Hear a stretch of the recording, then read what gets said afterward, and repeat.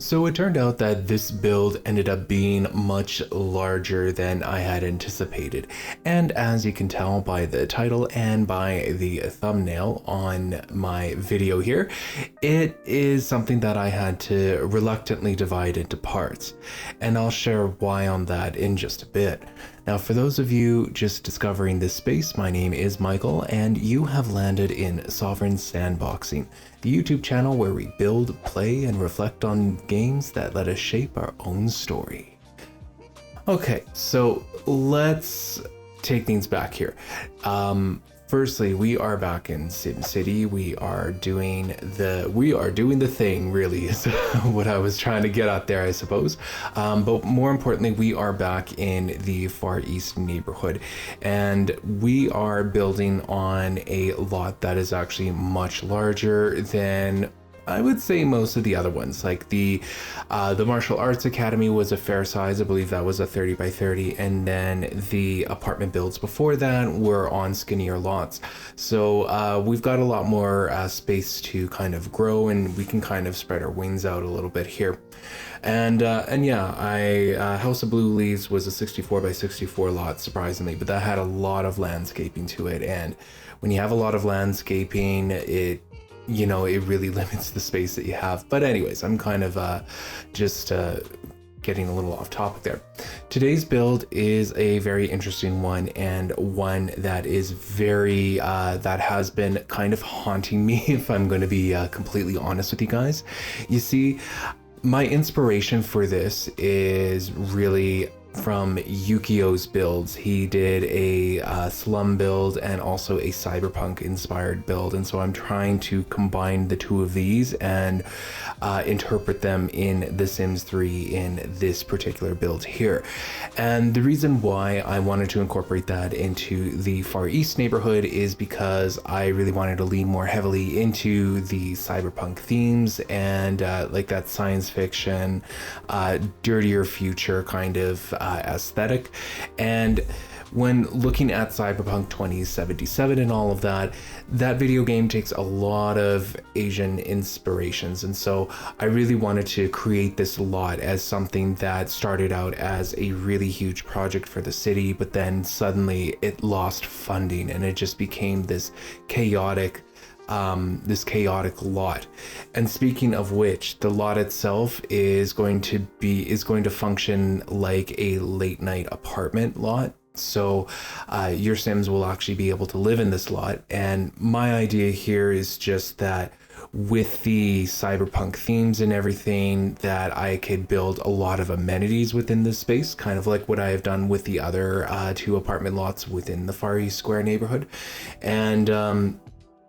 And so yeah, I'm going to really lean into unique amenities. Like eventually, like in part 2, I'm going to be building out a Ripper Dock amenity space, public space at least, and that's going to take a lot of inspiration from Cyberpunk, but it's going to really allow players to have access to some really unique objects that they wouldn't normally have access to in a way that makes sense. So yeah.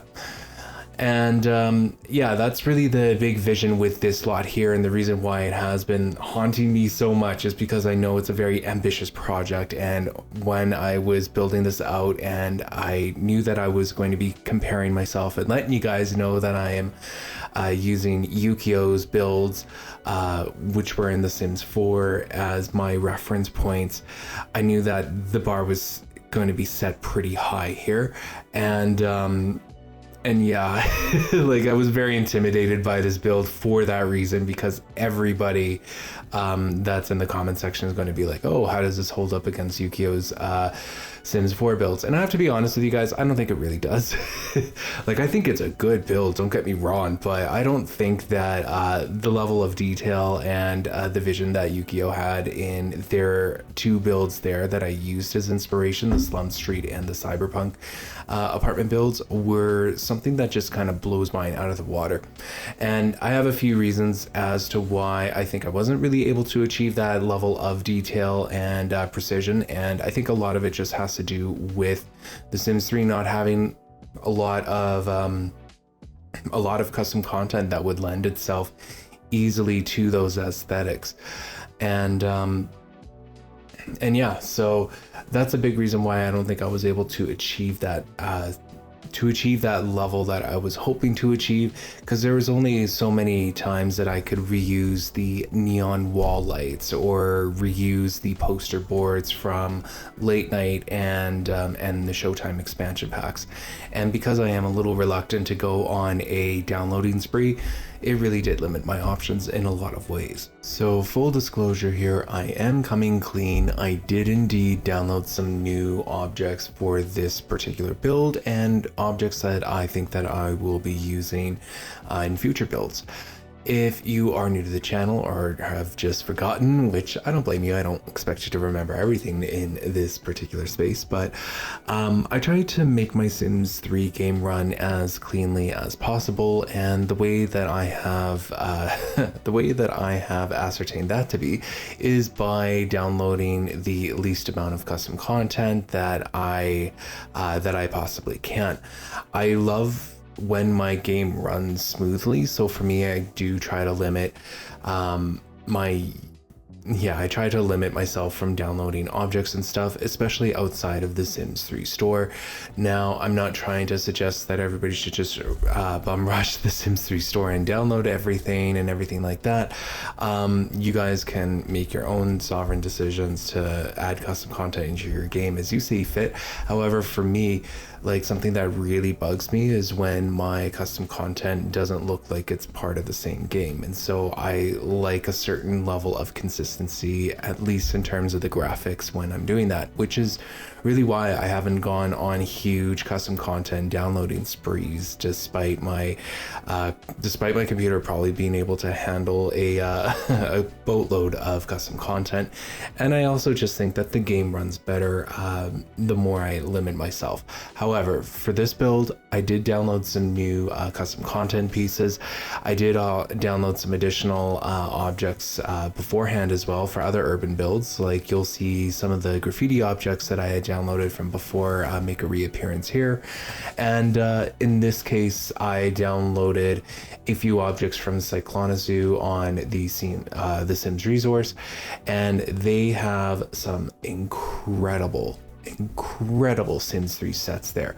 And the reason why I say that they're incredible is because they are gritty, they have an urban decay feel to them, and I feel like they look like they belong in the Sims 3 game. And there's not a lot of urban or gritty downloads out there on the Sims 3, so I'm kind of limited to finding certain creators and just kind of sticking with them. And the objects that I have downloaded from Cyclonazoo in this case is I downloaded the telegraph pole and also the wires that go along with it, because I really wanted to incorporate that aesthetic into this particular build. If I remember correctly, Yukio's builds, they used quite a bit of like wires and telegraph poles, and there's a huge motif there, really, that they were exposing a lot of the mechanical aspects of a structure, and so I was trying to emulate that here. However, I just don't have the objects to be able to do that. And when it comes to like industrial, grittier, or more like urban objects, I just find that The Sims 3 really falls short in that department for the custom content being offered both on the store and generally speaking. However, Cyclonazoo's collections are phenomenal, and I'm still like contemplating going back to download a couple of other ones, because I could see myself using some other ones here and there, but I don't want to like make my game just riddled with custom content left and right. I do want to try to pace myself, so it's like I'd have to really justify it to myself, like if I'm going to use it in more than one build and all of that. And by the way, like when I do put up these lots up for download, I'm not releasing any vanilla versions or anything of the sort, so yeah, it's going to include the custom content with the lot itself. I'm not too sure if it actually downloads directly into your game or not. I haven't done a whole lot of, actually the one thing that I really avoid is doing lot downloads for that very reason. However, This lot will be uploaded by the time part 3 is released, because at the moment I haven't even built out the entire lot, and I decided to take a break from building it and just to get the video footage put into my editing software and everything, just to see how long the episodes were going to be. And you know, I realized my greatest fear here was coming alive, and that was that I was going to have to split this particular build into several different parts. I'll speak a little more on that later on. I do want to touch upon before that I really wanted to experiment with terrain heights yet again. That seems to be something that I'm doing in the Far East Square neighborhood with every lot build, it seems. And so I raised the terrain here. I was using the stair tool and just like clicking it 3 times just to determine if the proper height has been achieved, and that's how I do it. I'll be the first to admit here though that it isn't perfect in this build. I think that there is just like a little bit of a slight dip, but I think it's so unnoticeable that I was fine with marching ahead with the build, even with like a slight variation in the ground level there. But hey, I felt that I was able to find the terrain height that I needed quite quickly. And I really wanted this lot to feel very unique and feel very dynamic, like you're always like going up or down some stairs. I really wanted it to have multiple layers to it, which is something that I thought that Yukio's builds did very well. And so I really wanted to do that, only I wanted to do it with my own spins and interpretations to it. Speaking of adding in different levels, I decided to do something new in this build, and I wanted to add in some accessibility ramps.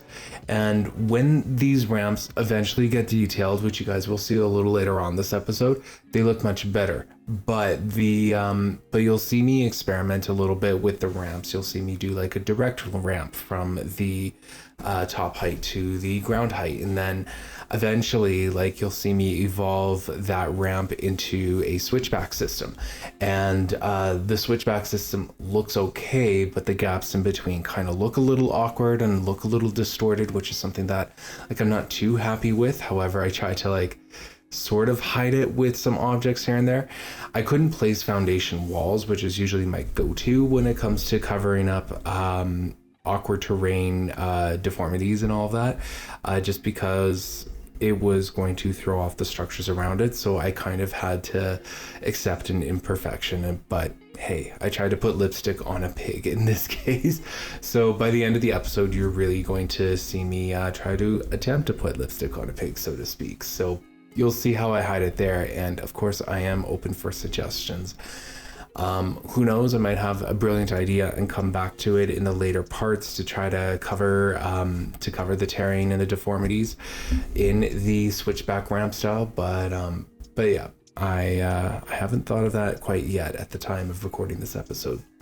And actually, like, fun fact, I suppose, I was originally going to put a ramp system at each of the entrances into the rest of the structure. And the reason why I decided not to is because it was very laborious, and I wasn't too sure if I could make the quality of those switchback ramps consistent throughout the entire lot. So I just decided to abstain from that. I figured that the 2 ramps were perfectly fine for this lot. And yeah, they don't... In The Sims 3, like, accessibility is pretty much non-existent. I know that's the fact in The Sims 4 as well, but it would have been nice to just have like a little bit of a ramp object that worked exactly like the stairs. So, you know, maybe in an alternative universe that would be delivered upon for a Simmer's expectations. I also, you know, to further complicate this lot, which seems to be what I had set out to do, is just try to make the most complicated lot available. I decided to have another drive down ramp into a garage system. So, you know, here we are again doing another complicated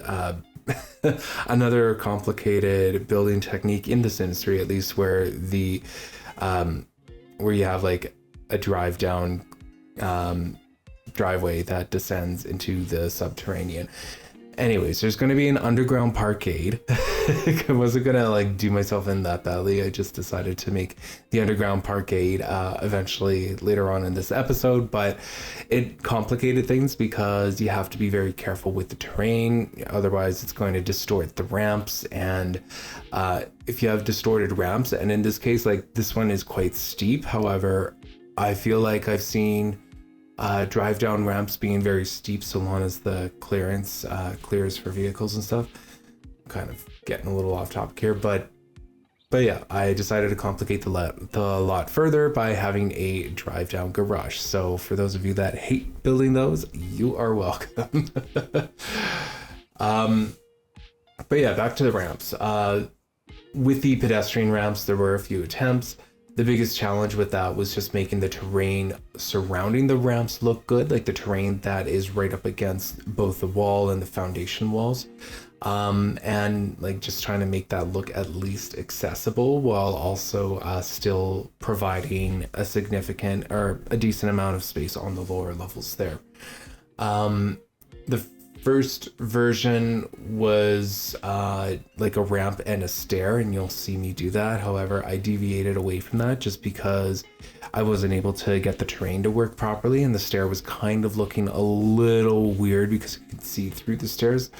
And you know, generally speaking, like for all of the ramp locations that I chose for this lot, I really needed a longer space. That's what I was finding, just to reduce the amount of deformities and the tearing as I was using the switchback system there. You'll also notice throughout this episode and throughout the other parts of the episodes, I suppose, that I will like find a random object and just kind of put it in there and set it aside. And so that's really a technique that I have used for complicated builds and for all of my builds, if I'm going to be honest. And that technique is just really an object that I like and I see, and I just want to use it later on. So you'll see these random objects get placed and you'll see them just kind of migrate around the lot throughout this build. Some of them do get their proper place, others do not. So so yeah, when I was building the slot, I just had like a million ideas kind of hit me at once as I was building it, and so on and so forth. So I decided to just kind of I decided right from the beginning that if I came across an object I knew I was going to use later on, that I would just place it, set it aside in a corner that is not interfering with what I was currently doing. Honestly, you guys, when it comes to the construction of the ramp, I had cut out a lot of the footage. A lot of building a ramp in The Sims 3 at the very least is a very tedious job to do. So I cut out a ton of footage just to save time. I thought that I was doing myself a favor. I thought that I was going to fit this all into one episode. Man, have I ever surprised myself with this particular build. The northwest corner of this build, by the way, I just kind of wanted to get into it, and I really wanted it to be this grungy subway station entrance. So yes, there is a subway station entrance on here as well. There's going to be another subway station entrance on the other lot that just sits directly east of this one here. So that'll be the last build of the Far East Square neighborhood. So I'm quite excited for that and to kind of complete the vision there. So they are, like, the way that I kind of have it in my mind is that you have two station entrances with, you know, station platforms underground in the middle. It is playing a little, it is having us use our imaginations a little bit, but that was kind of the logistics in my head here. Anyways, this northwest corner, I really wanted it to be a grungy subway station entrance, and so as you can tell, there's a newsstand object, which I'm pretty sure was from Cyclonasu from The Sims 3, from The Sims Resource. I'm not too sure on that one, but it is an object that you can download, and it is available for free, of course, either on The Sims Resource or it was from Mod The Sims, and I forget the other creator there, but I really was mostly using objects from Cyclonasu. I downloaded some garbage terrain textures as well, which I use a little bit in the northwest corner, in the northwest building here. So I use a little bit of that, and I've had the palettes downloaded from before, but those all came from Cyclonazoo for sure. That I can confirm with. And I also downloaded a bunch of garbage bags, which are coming in handy for this build. They like, I know it's so odd to like have a simmer really enjoy using these grungier objects, but my build really called for it, and the Sims 3 and the Sims 3 store really just doesn't deliver on those kinds of objects. And to be honest, there's not a lot of creators that really lean into this particular niche. So I was very happy with all the objects that I had from Cyclonazoo, plus they all kind of look like they fit my game as well, so that was also a nice little bonus. It didn't feel like they deviated from the style so much, because like I mentioned before, I really hate it when I download an object and it looks like it is from a different video game. I don't care for that. That's not my preference. The Northwest building is going to go through a couple of evolutions here. I eventually evolve it so that it actually looks like two hollow core slabs actually stacked up on top of each other, and you'll see that vision more clearly when we start adding in the windows. I think it was a really, really cool vision to lean into with the Cyberpunk 2077 universe, and with the Slum Street build inspiration I was taking from Yukio. Those like having a building that actually represents like structural material in a way is kind of cool, and it kind of helps to blend and marry everything together, like with all of the themes and with all of the motifs that I was really going for. So I end up really loving the Northwest structure here. I stand by it, and I love that it is made sort of after hollow core slabs. So it was just like one of those fun things where I was just like, okay, this is just absolutely perfect. And as soon as I place in the windows, you guys are going to see that vision for sure. Speaking of the limitation of urban objects, I just want to kind of touch upon that again. Like, unfortunately, what this means is that there is a bit of repetition in this lot and throughout this entire build here when reusing the urban objects.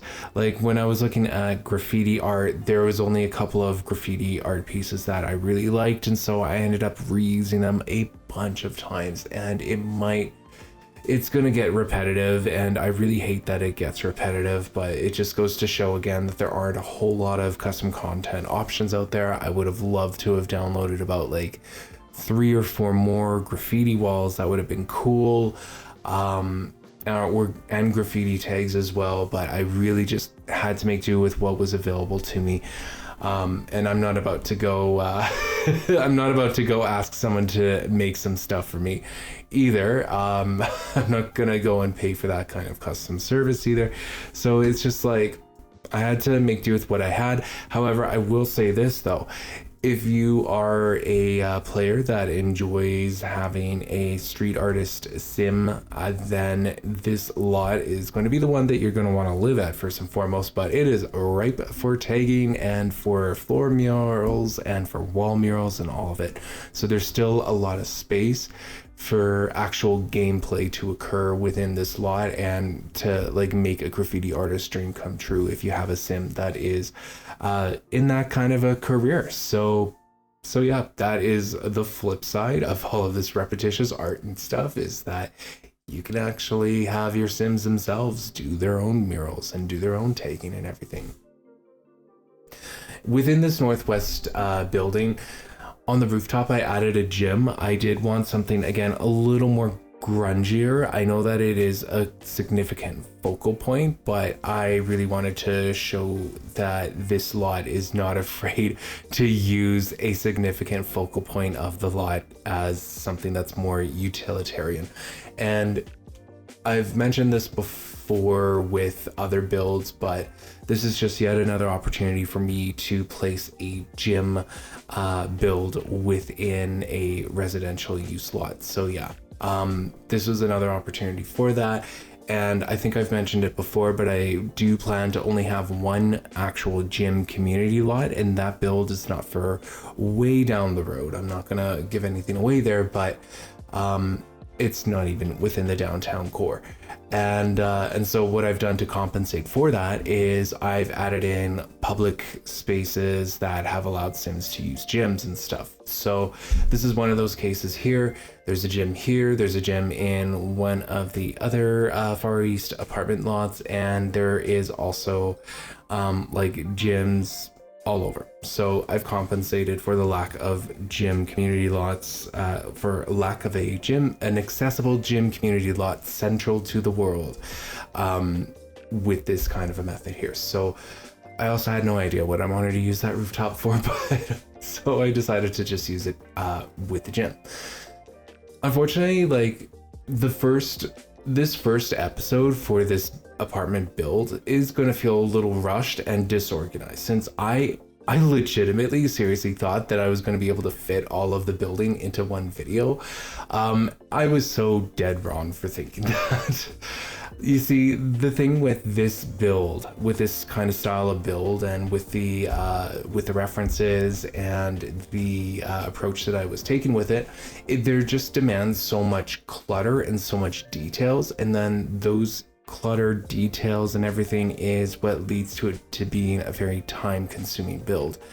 At the time I'm recording this episode and editing the video, I haven't finished the build at all.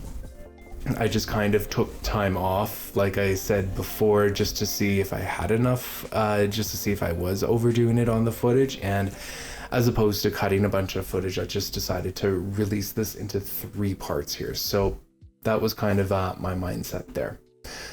Moving on, I wanted to have a mechanic shop in this build as well. A mechanic shop is something that I have never actually built before, and so I wanted the mechanic shop, excuse me, to be bi-level here.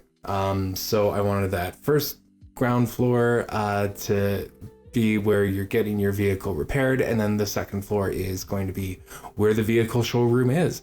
So this was a unique way to kind of approach it, and I was using some hydraulic racks and stuff just to kind of denote that you can take a vehicle from the upper level and then lower it onto the ground street level there. So it was a really cool build. I don't think it reflects real mechanic shops at all. I keep calling it mechanical, and why I'm doing it is because I've referred to mechanical systems of structures before, and that's just been pummeled into my brain, it seems, from my schooling and everything. So if I call it a mechanical shop, I do apologize. I have caught myself twice now, but anyways, the car mechanic shop was something that was new to me. I do think that by the end of this episode, I do need to evolve it a little bit, particularly with the upper level portion of it. I think that it needs to evolve just a little bit. And like I said, I haven't actually fully built out the lot at this point, so it won't make it into an edit episode, but it will certainly it'll likely evolve before the last episode where I finish off this build. It really isn't until the end of the episode where I started becoming a little more focused as to how I wanted to approach the rest of the build for this lot. And you can easily see that because at first I wanted to fit like some sort of a bar on top of the mechanic shop, and that definitely changed quite quickly. Honestly, I was a little scatterbrained by my approach, and I was really trying to rush the build because I thought that for some reason I could fit this all into one episode. But yeah, because I thought that, I rushed a bunch of things, but I do come back later on in this episode to really add some nice final touches to parts of this build as well. So it's, I learned later on as I was doing the build that this was not going to be a one episode ordeal at all. And the way that I see it is that I don't want you guys spending more than an hour here on my YouTube channel anyways. Like, I know that there are channels out there that do publish videos that are longer than an hour, but I just feel like that's a little too much for a speed build anyways. All right, let's get back to the build though. for the mechanic shop, I wanted to add a little more height to it because I did want to have a significant rooftop location up there, and I wanted it to be taller than the northwest building as well. So I needed to add some height, but I didn't want to add anything functional there. So what I just did was I decided to stack some container homes on top of it. And like I mentioned earlier on in the episode, this is going to be like a late night style apartment kind of lot. So your Sims are going to be able to live here, but more importantly, neighbors are going to be able to live here too, as long as you set everything up right. Now, with the way that the Sims 3 mechanics work with late night apartment builds is that you have to have a public room, and then you have to have a hidden room, and then you shift click the door, and then you assign it as an NPC door. And you need to have your testing cheats enabled true on, you need to have by debug mode on in order to actually accomplish all of that. That is a whole, that is an entire guide that exists on YouTube already. Who knows, maybe if you guys really want, I could put up some guides on my channel here when the time comes. But anyways, because this is a late night style apartment lot, I decided to take the easy way out and stack a bunch of container homes on top of it, because eventually when we get to the residential unit that your Sims will be able to buy on this lot, they are going to indeed be stacked container homes. So it's definitely taking inspiration from Yukio's build there, and so I am absolutely paying tribute to their build in The Sims 3. So yeah, those container homes get stacked, they add the right amount of height, and in the last expansion pack of The Sims 3, so that was Into the Future, they added a bunch of these nice wall lights. Like they're technically miscellaneous decor, but they actually glow. Like it just adds like a really subtle glow to it, and so I added those onto the container homes, and it really helps to drive home that this is a futuristic build. It gives it those cyberpunk kind of feels to it, and I'm really thankful that Into the Future allows us to use those kind of objects for everywhere. And eventually, like, you'll see that this build is going to be very similar to the Saturn nightclub build that I had done a few months back. And honestly, there are similar themes, including the use of the Into the Future edge glow objects, and even more, because I use a lot more objects from Into the Future, and I use similar ones from that I had used in Saturn as well. So there's a lot of similarities there is really what I'm trying to get at here. Another way to like really depict the industrial and grunge feel of this lot was my use of fences, and I felt that it created a more industrial look to the lot. It was something that Yukio did in both of their builds for both of those sources of inspiration that I was using, and so I was trying to find fences that kind of match the style similar to it. Now, when it comes to like comparing those Yukio's builds to this build here, I find that The Sims 4 does clutter really well, whereas I don't think that The Sims 3 really does clutter as well. And I feel like in The Sims 4, things just feel very claustrophobic in a lot of ways, whereas The Sims 3 feels very spread out, just by the nature of each of the games and really by the objects that are available. I'm someone that really values gameplay ability, so I'm not about to try and create a bunch of areas that are, way too cluttered or way too cozy that your Sims can't actually engage in. And that's not a veiled criticism on what Yukio was doing, by the way, you guys. It's just that it's something that I keep at the back of my mind as to whether something is playable or not. And because I've never played The Sims 4, I don't know how playable a lot of creations out there actually are, because it isn't just Yukio's builds that have a lot of that have a high I want to say a high density, a high concentration of objects like in one area. It's a lot of other builds, and I just have to question, like in The Sims 4, like, is that actually playable? Like, what are the mechanics surrounding that? But anyways, one of the things that they did in their builds is they used fences a lot, and so I decided to use fences a lot too. I was changing colors here and there for a lot of those fences. There's that one fence that I continue to use, and yes, there are actual chain link fences out there to download. I decided not to download those just because I felt like I was able to achieve the effects that I wanted to here. And I feel like for the most part I have, to be honest with you. But yeah, I love the use of fences just as ways to just kind of divide an area off. And I also found yet another opportunity to use the Cambodian blinds, except this time I used the Creative Style tool to make them look more like metal shutters. And so I sometimes will use those throughout this build as a way to create a fence, so to speak. However, that opportunity, I want to say, rarely came up in a way. But yeah, the Cambodian blinds have made a return in yet another build because they are so underrated. And when you give them like their like a metal material, it does kind of look like shutters that you would place over storefront windows. And so I love that look, and I use that look as fences themselves. So a lot more use is going to come out of those blinds, I promise you that. Throughout this episode, you may see some parts of part 2 kind of develop here. Eventually what I want to do is I want to build and connect some rooftops together through a series of like planks that were impromptu planks that were just placed on the fly just to connect each of the rooftops, just to give that extra layer of usability for this lot. And that's like a really huge theme with this lot, is how many layers can I make playable in the game?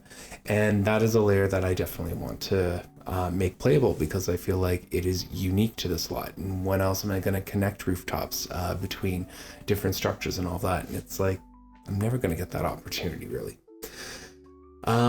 In the container homes, I decided to do something, and I placed some hanging AC units. Now, don't go searching through your catalogs in your game in the debug mode, because they aren't actually hanging AC units. I just think that I can get away with them, and I like the way that they look, but I'm just kind of curious if you guys think that they look like hanging AC units, or if I was just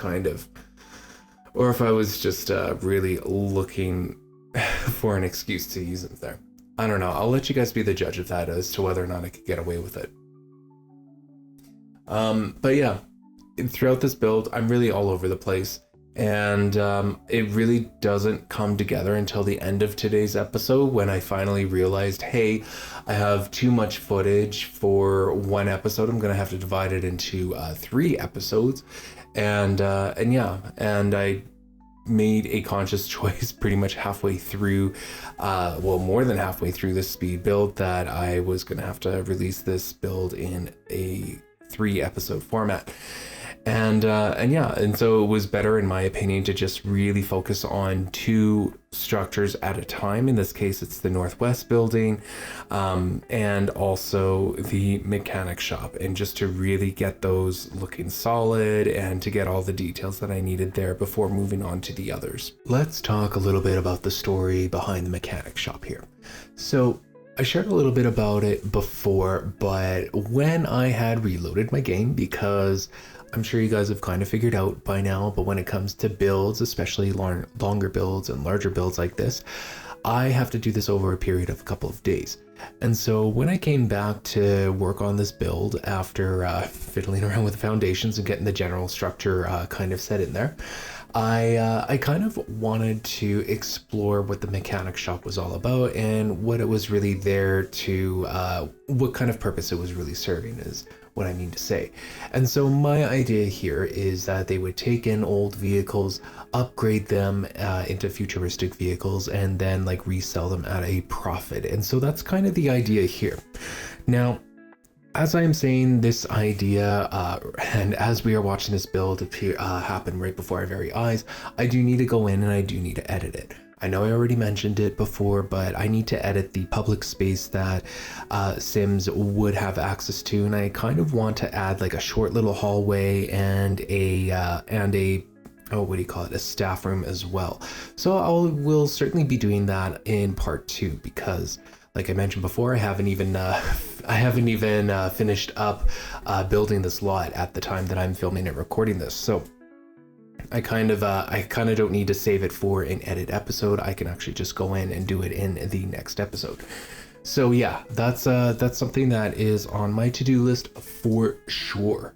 Now, because the bar wasn't really going to work on top of the mechanic shop, I actually decided that to adhere to the story of the mechanic shop being a place where they resell vehicles, that a showroom would have been more appropriate to add on that second level and to actually open it up to the public for them to walk through and such without having to like drive their vehicle into it.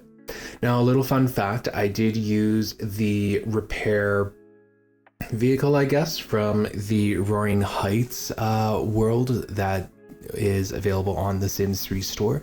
So that object on the ground level there, just underneath the sports car, I suppose, are like, it's certainly something that's interactable. Now, I haven't done a lot of extensive playtesting on this lot yet, so I don't know if the Sims are actually going to be able to interact with it, because it just might be a little too cluttered in that space. But even if it isn't, I'm still going to keep it as it is. Like, I'm not going to break my game, or break this lot, I should say, trying to figure out a way for Sims to actually interact with that broken down vehicle there, as I'll use that object again in future builds somewhere down the road. But anyways, I decided to open the showroom exterior actually with a curtain wall, and the way that I see it here is that the street side version of this particular lot can feel a little brutalist. Like, it feels very much like a wall-to-wall situation without anything interacting with the ground level or with the street side. So I really wanted to try and open it up just a tiny bit, so that at least if you're driving down the street, your eyes are going to catch the showroom on that second floor. And so I thought that the mechanic shop and the showroom was really a great opportunity to kind of open that up, and to add a little more, to add like a neat dynamic on that street side there, because unfortunately the street side is actually very utilitarian in the way that I have designed this lot. And so you have that parkade garage that's descending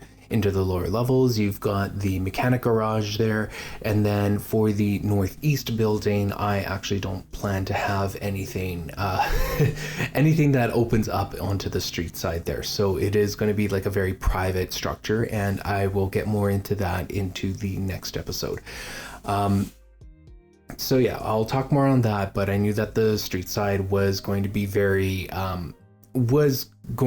challenging to try to make look good and interesting.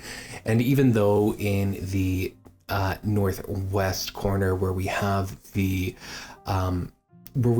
subway station, it's very much like the focal points on that are not from the street side, like facing westwards. You're either like, the focal points on that are really focused in that corner and not necessarily from the street, so you kind of miss all of the work and the detail that I put in there if you're just looking at it from street side.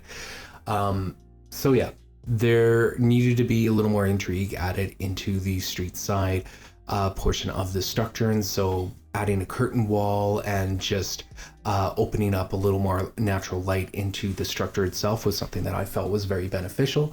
And because it was on the second level, well, I guess it's technically on the upper floor, because the first floor is actually ground level. But anyways, because the curtain wall was raised above, I didn't feel the need to add in the Cambodian blinds in front of those windows, like the repainted ones that look like metal shutters, really.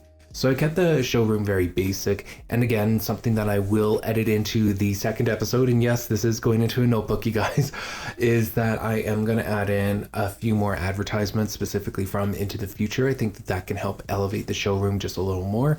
Although I kept it very basic in this build here, I do feel like I have an opportunity to elevate it in certain retrospects, so I will certainly look into doing that. So that's going to be on the to-do list for the next episode. Although, like, in the next episode, by the way, I'm not going to be focusing on this structure or the one before that. I am going to be moving on to the next two structures that are a part of this larger lot build here. I might even do some of the edits off camera, so I'll just kind of figure that out. But by the end of the third episode of this build, like the final episode, there will be a full tour where, you know, I showcase absolutely everything and anything that we have built in these 3 episodes here.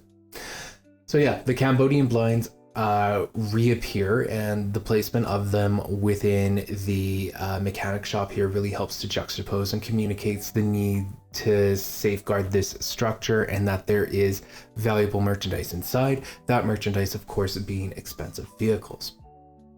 And like I keep mentioning, you guys, like, these Cambodian blinds are super underrated. So if you have a chance to pick them up, this is like the one object that I would suggest getting if you indeed are a builder yourself.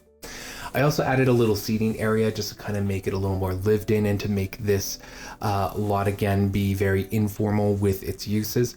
Like I said before, the idea behind this lot is that it was like a housing project gone completely wrong, and it was underfunded, and you had all these people just kind of living here, and they just kind of needed to make do with what they had. So that's where the seating area kind of comes into play, is it just shows that kind of activity within this lot, and it shows that it spills over into every little nook and cranny where it can. I did finally add windows into the northwest structure, and again, I so apologize for jumping around all over here. It really wasn't until this particular time of the build where I really knew what direction I wanted to take each of the structures in and what direction and structure I wanted the episodes to be released as. But anyways, I added in those circular windows to the northwest building, and it really gave it that awesome hollow core look that I was talking about earlier. So that's finally getting added in, and it really helps to tie in all of the themes that I was looking for. Plus it just straight up looks cool and futuristic. So I was really glad to actually come up with that idea kind of on my own there. I also wanted to mention here that we are going to be getting more into the bar, and the idea behind the bar is that it would be a space where, as a player, when you have a household that lives on this lot, they'll be able to, you know, the idea is to host parties at this particular space, and then to hire a mixologist for that particular bar. So that's kind of the gameplay opportunities that you, the player, have access to and could develop as a story if you so inclined to. Now again, this just kind of shows that there is a need for future life simulation games to have mixed use lots, and I would love to see that play out one day. I don't know how that's going to turn out, but that is a conversation for another time. But anyways, the bar that I decided to build here was something that was directly inspired by Cyberpunk 2077, and specifically it was inspired by the DLC Phantom Liberty. And there's an area in that DLC called Dogtown, and they have this rundown bar. So I was using images from that particular bar as my source of reference for this. Again, this really shares a lot of the same color palettes and themes as my Saturn nightclub build. And yeah, I really love the way that I could reinterpret it back here. And the way that I tried to reinterpret it is that I tried to make it more metallic and a little more rusty as well. Like it's very grungy, dingy, and all of that wonderful stuff that I rarely find the opportunity to have in these games. So I get to explore that kind of an interior style here. So I was very happy to do so. I also had to compromise with a couple of gameplay opportunities for players. In the beginning, you would have seen me have like a pool table and a karaoke machine. And the original idea for the bar within this particular lot was that I was going to make it a karaoke bar, and I was going to make it very Japanese inspired. However, just with the space constraints and with the way that I have the other structures kind of planned out, I decided that I wanted to make this the karaoke bar. And even though in in the Cyberpunk video game, this is technically considered a diner, I want to say. This is, yeah, I decided to just make this space a karaoke bar, and I didn't want to add in restaurant gameplay because it doesn't perform as well on residential lots, and this is technically considered a residential lot. So I felt that nixing the pool table, adding in the karaoke machine was the right way to go here. To be honest, the glow objects from the Into the Future expansion pack really came in handy and kind of single-handedly saved the Dogtown interior design. In fact, I predict that they're really, those objects are really going to be saving the interior and exterior designs of a lot of things. Like, they kicked my my container apartments up a level in terms of how nice they look on the ones that sit on top of the mechanical shop, and I predict that they're just going to be continue to be used throughout the entire build.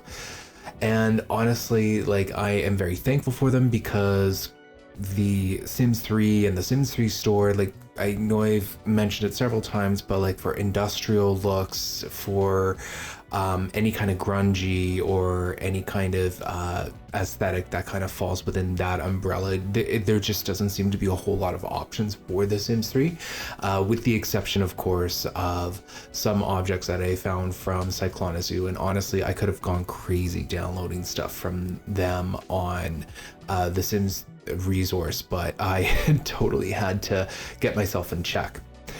As I was designing the Dogtown bar, I accidentally discovered a series of LED lights. I believe they're from the Showtime expansion pack, and I've honestly never used them before.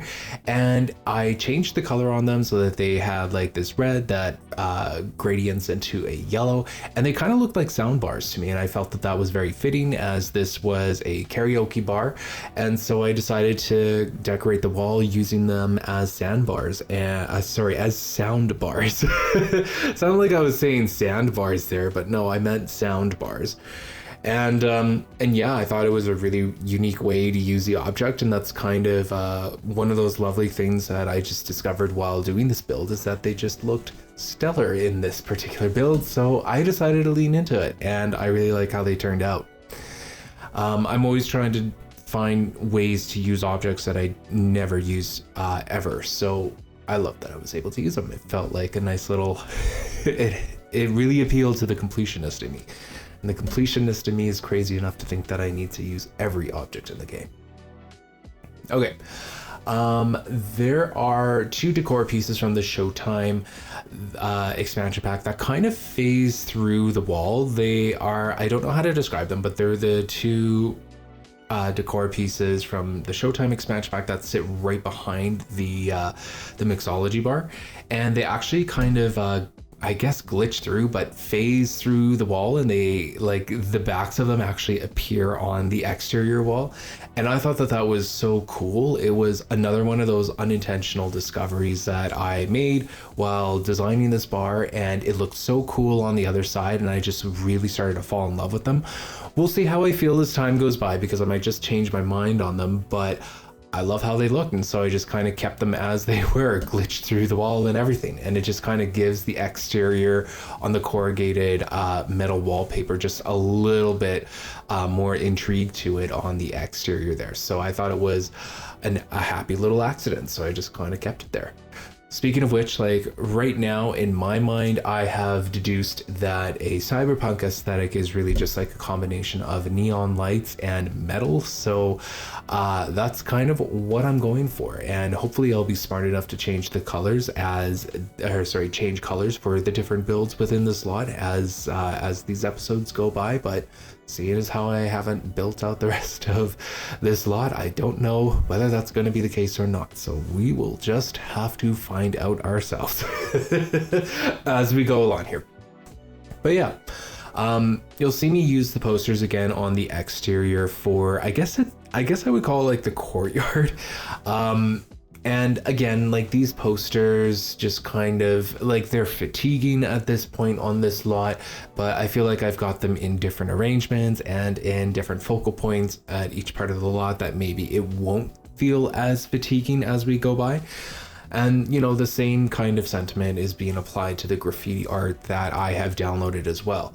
I feel like with the options that we have available to us with this kind of urban streetscaping, the options are limited to me. And I just, you know, even though I am reluctant to go on a downloading spree, I was keeping a very open mind for this particular build. And when I was searching for opportunities to incorporate more custom content into this build, I just really wasn't finding anything that I felt was that was good for my game, first and foremost. And I wasn't really finding a whole lot of options out there that I felt I could reuse, because that's something that's very important to me as well, is that if I'm not passionate about a certain lot or something, I want to have an opportunity to at least reuse the custom content in different areas. So I really wasn't liking what I was finding for urban streetscaping objects and everything. So these posters are likely going to be fatigued and tired by the end of this build for this particular lot, but it's what we got, and so it's what we gotta work with. So hopefully I've got them in arrangements that aren't so fatiguing throughout this build. By the way, I will do courtyard and ramp detailing kind of as I get each of the structures built. Like, I don't want to do courtyard detailing until I have at least like part of the courtyard detailing, until at least I have one structure and the structure across from it actually built. The reason being is that I don't know how the other structure is really going to meet the courtyard and what that entrance is going to look like, or if there is even an entrance. So I want to just kind of like safeguard the courtyard for the time being, because there's no point in doing double the work if I don't have to. So courtyard detailing will likely begin in the next episode, because in the next episode we're doing the northeast structure and the structure right across from it. So we'll probably start the courtyard detailing on that end, but the ramp detailing will definitely happen for the next episode for that second ramp there. Let's talk a little bit about the parkade, because it does need to be expanded. It is a little too small. However, there is a little bit of a problem space with the parkade and with the way that basements work in The Sims 3.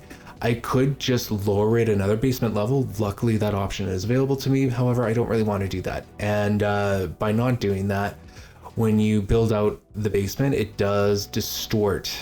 Unfortunately, it distorts the terrain around it. So I've got to figure out a way to just kind of make that work a little bit, and I might have to rearrange the parkade. This would be something that I would do off camera, and although you guys may not be able to see the final product of the parkade, they will definitely be included in the final tours of the third and last episode of this particular build. So but parkades are not really that exciting to watch anyways, so I don't feel so bad doing that off camera. By the way, also off camera, I added in the abandoned mine object to the mechanic shop rooftop. I've caught myself like 3 or 4 times now. Rooftop access for this lot and rooftop circulation is actually going to be very important, and I feel it's very important to capture that cyberpunk influence here. Just really, again, capturing the chaotic nature that the world of cyberpunk is and the way that this lot is supposed to emulate. And yeah, there is going to be rooftop access. You'll see it a little bit in today's episode that I try to create like little floor walkways on the rooftop, just joining the structure to other structures here. And that's I'm trying to make them look like planks of wood that have just been placed on top of each other and like crudely nailed and rickety and everything. So that is a part of the vision, and that is something I'm going to have to talk about in the next episode, because we're really not going to be able to see what those results are going to kind of look like until we get to the next episode. But anyways, I did add a chicken coop to the rooftop, but it does need to be adjusted because Sims cannot interact with it. This might be something that I do off camera. And again, those chickens, although they seem a little out of place, rooftop chickens to me is equating itself to being chaotic. So I thought, why not? It adds another point of interest to this rooftop, and it also keeps it looking, it keeps things fun, and I felt that having rooftop check-ins was something that you would expect to see in a slumtown slash cyberpunk inspired lot like this. You'd find him in the most random of places, or in the most unlikely at least. By the way, lighting and wires was a huge consideration going into this build. As you have probably noticed throughout this episode, I have switched a lot of the lighting so that it is actually orange lights. To me, orange just feels a lot more grittier in terms of urban spaces and everything, and I have used orange lights in previous builds as well, just to make something seem a little less bright and happy, but something a little more ominous. So that was definitely something that I took into consideration going forward, and something that I will continue to use throughout. And that's just like really a balance between like orange colored lights and regular white colored lights. Well, that about does it for today's episode. If the tours aren't already playing, then feel free to stick around for those. In the next episode, I am going to continue on working on this particular lot, so you can certainly expect consecutive episodes to release as per the weekly schedule that I have communicated before. But at this time, I just want to say thank you so much for watching. If you've enjoyed this video, if you've enjoyed this build, then feel free to like this video, comment with any feedback you have, of course, and consider subscribing if you haven't already. Well, thank you so much for watching yet again, and I hope you have yourselves a wonderful day.